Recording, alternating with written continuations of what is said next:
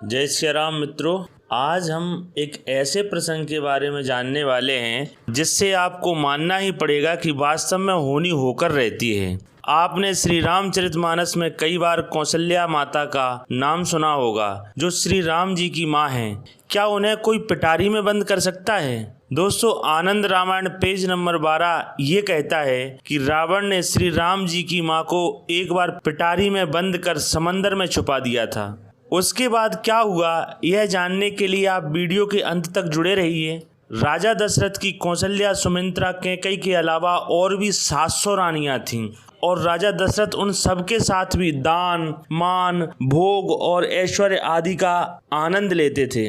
अयोध्या के समीप में ही कौशल देश की कौशलपुरी में कौशल नाम के एक बड़े ही पुण्यशाली राजा राज्य करते थे। उनकी एक सुंदर कन्या थी जिसका नाम कौशल्या था। जब वह विवाह के योग हुई तो उसके पिता ने दशरथ के साथ उसका विवाह करने का निश्चय किया। फिर सानंद विवाह के दिन का निश्चय हुआ और लग्न के लिए राजा दशरथ को बुलाने के लिए दूत भेजा।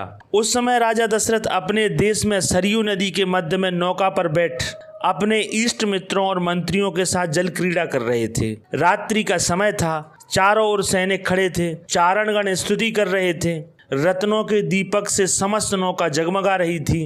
रात्रि का समय था, बारांगनाएं नाना प्रकार के नाच गान कर रही थीं और आनंद हो रहा था। उसी समय लंका में रावण ने ब्रह्मा से प्रश्न किया कि हे ब्रह्मा जी, मेरा किससे मरण होगा, यह आप स्पष्ट कहिए।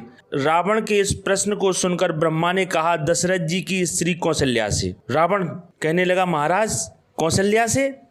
हाँ, कौशल्या से साक्षात जनार्दन भगवान राम एवं सुमित्रा तथा कैकेयी से कुल 4 पुत्र उत्पन्न होंगे। उनमें से राम तुमको मारेगा। उस राजा दशरथ से कौशल राज अपनी कन्या का विवाह करना चाहते हैं। आज से 5वें दिन विवाह का लग्न है। तब ब्रह्मा के इस वाक्य को सुनते ही रावण ने अनेक राक्षसों के साथ जाकर उसी समय राजा दशरथ को पराजित कर नौका सहित जल में डुबो दिया। उस समय और सब तो जल में डूबकर मर गए, परंतु राजा दशरथ, उनका सुमंत्र नाम का मंत्री, नौका के टुकड़ों पर बैठकर धीरे धीरे जल प्रवाह के सहारे गंगा नदी में जा मिला।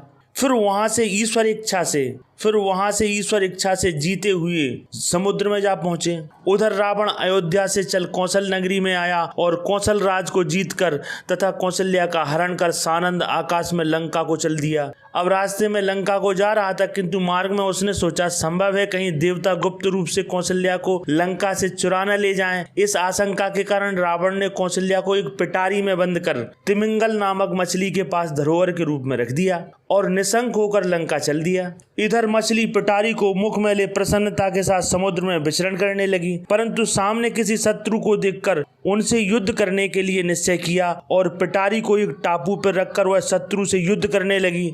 इसी समय वह नौका का टुकड़ा भी उसी टापू के तट पर आ लगा जिस पर राजा दशरथ और उसके मंत्री सुमंत्र बैठे हुए थे। फिर तो वे दोनों उसी द्वीप पर उतर पड़े। वहां उनकी दृष्टि उस पिटारी पर पड़ी।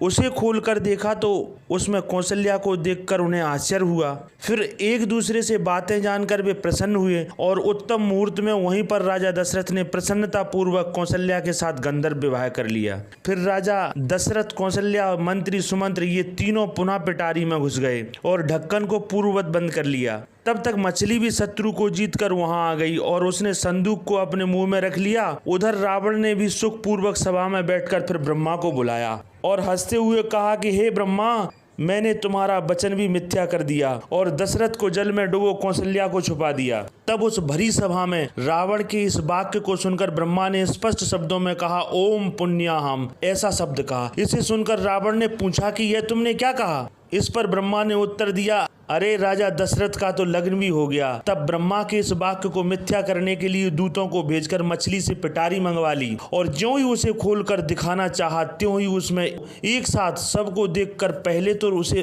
बड़ा आश्चर्य हुआ, फिर क्रोधित होकर तलवार निकालकर उन्हें मारना चाहा। तब तक झट ब्रह्मा ने रावण को रोककर कहा, रे रावण, यह तू क्या करता है? अब ऐसा साहस न कर। देख, तूने इसमें एक कौशल्या को ही रखा था, किंतु ये 3 हो गए। वैसे ही 3 से करोड़ों हो जाएंगे। राम आज ही उत्पन्न हो जाएंगे और तू अभी मारा डाला जाएगा। आयु के शेष रहते हुए तू क्यों व्यर्थ ही मृत्यु को वर्ण कर रहा है? अतः यह दुस्साहस न कर, होनी होकर रहती है। समय पर सब होना उचित है। अब तू अपने दूतों के द्वारा इन्हें इनके स्थान पर पहुंचा दे, इससे तुझे सुख होगा। मैं जो कुछ कहता हूँ यह कदापि मिथ्या नहीं होगा। कर्म की गति यथा है, कर्मानुसार होतव्य होकर रहता है।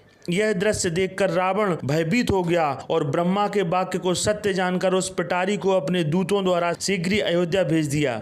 दशरथ आदि के अयोध्या में पहुंचने पर नगरवासियों तथा कौशल देश के राजा आदि की प्रसन्नता का आश्चर्य का अंत नहीं रहा। मतलब बहुत खुशी हुई कि राजा आ गए, राजा आ गए। कौशलाधिपति ने पूर्ण समारोह के साथ अपनी कमनीय कन्या कौशल्या का राजा दशरथ के साथ विवाह कर उन्हें अपना एकमात्र जमाता बनाया और अपना संपूर्ण राज्य दहेज में दे दिया।